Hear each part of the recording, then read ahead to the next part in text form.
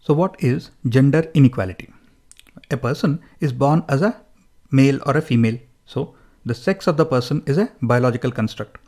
Because a person is born as a male or a female, the society designates the person as a man or woman. So gender is a social construct. And from the time we are children, we learn about gender roles. That is, what kind of expectations the society has from a particular gender. What is the kind of work that they should do, how they should behave, what they should wear. So we learn about these various gender roles through gender socialization. That is, when we interact with our family, with our peers, with our teachers, with our community, with the media, we learn about these various expectations that the society has from each of these genders. And we also develop some stereotypes. For example, when you say the word nurse, you immediately think of a woman. When you say soldier, you immediately think of a man. So these are the stereotypes that we have built in our mind. And because of these gender roles that we have learned, or the stereotypes that we have built, we might have a gender prejudice in our mind as well.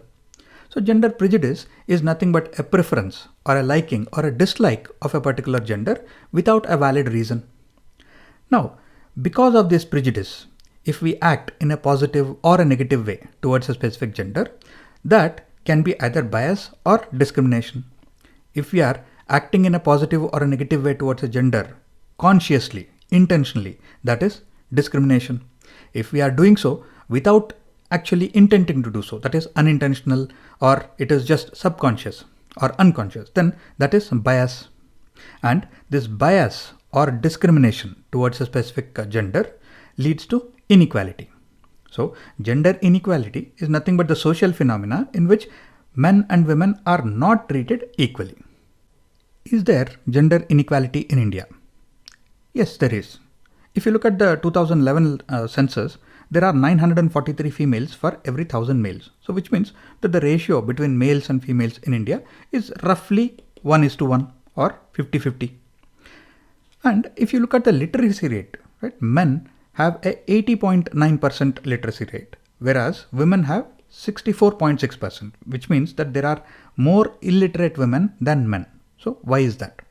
So this can be because of gender bias or gender discrimination.